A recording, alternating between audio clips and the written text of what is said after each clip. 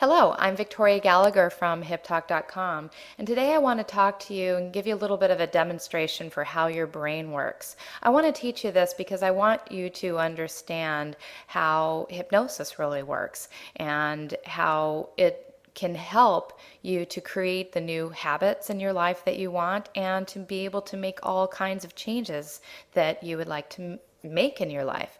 So here is a picture of the brain, and I'm going to show you three different parts of your brain to start off. All right, so we've got our reptilian brain, and our reptilian brain is the oldest part of our brain, and this is the part of the brain that controls the most basic elementary functions of your body, such as your heart rate, your breathing, your temperature control, your digestion, those kind of things. This is also known as the brain stem. All right, so then we come to the mammalian brain. We share this more modern part of the brain with mammals, and it's also known as the limbic brain. It takes care of more sophisticated functions such as sexuality, instincts, emotions, immune system, as well as blood pressure, blood sugar, and so on. It contains the amygdala, which is responsible for our emotional processing, the hypothalamus, the thalamus, and the hippocampus, which plays a critical role in our long-term memory and spatial navigation. So all of these parts that I just mentioned, these all belong to the limbic system.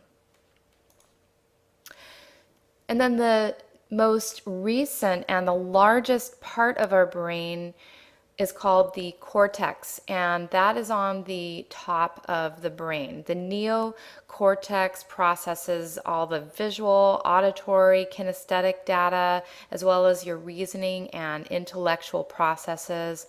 It also compares previous memory with new situations so the body can react accordingly. So this is what happens when we learn new information. So the brain consists of billions of neurons, all right? These little guys here, these neurons. And these neurons communicate through the axon, all right? And the information actually gets transmitted through these little neuroreceptors, neurotransmitters, okay? And this is also called the synaptic gap. And so all of the information that you learn, basically, it creates these electrical impulses. So every time you repeat the same behavior or you think the same thing, because the brain really doesn't know the difference between whether you're actually doing it or if you're thinking about it.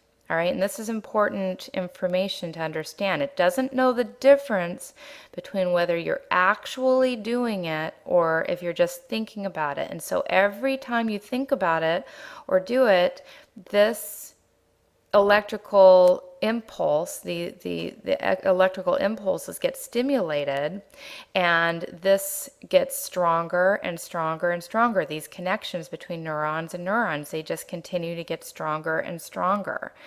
And so when you're creating a new habit and you're thinking about your new habit, that's what's happening in the brain, is you're building a strong highway between these neurons so that you can remember and associate this information easily.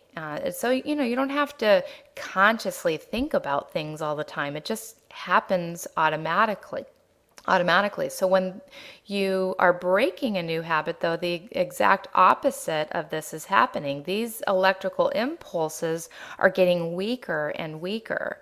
So when you are, whether you're breaking a bad habit or you're breaking a good habit, or you're thinking about something, if you stop the thought process, eventually those electrical impulses die down, and that becomes weaker and weaker, and so that habit or that thought process no longer exists. It just not really disappears, but it just has a very weak connection. It's still there in the brain, but it's just a very weak connection.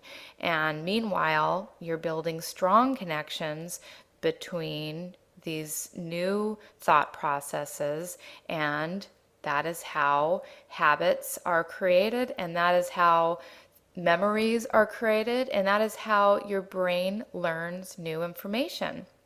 So when you go into hypnosis on a regular basis and you go into your visualization and you think things, all right, and your brain is visualizing and making some type of, a electrical impulse between the thing that you're thinking about, then that information gets stronger and stronger and stronger. So that's why you want to listen to and do your hypnosis on a regular basis. And that's why you want to also incorporate as many senses as you can, stimulate that brain by visualizing, by feeling, by thinking about that thing that you want to do, because again, the brain doesn't know the difference between whether you're actually doing it or if you're just thinking about it. And in hypnosis, a lot of times people think that it's okay to just drift off to sleep, but this activity is not happening when you're sleeping. This activity can only happen if you're imagining something, much less if you're actually, doing it. It'll do that if you're actually doing something, but if you're imagining it, it works just as well as if you're actually doing it. But if you're just kind of laying there and you're not stimulating your brain with information that it can understand, because words don't really have much meaning to the brain. It's the images and the imagery and the feelings that you create that is making this happen for you. That's where the changes really do take place. So I wanted to give this information to you because I want you to understand a little bit more about how your brain learns information. And I'm Victoria Gallagher from HipTalk.com, hoping you have a spectacular day.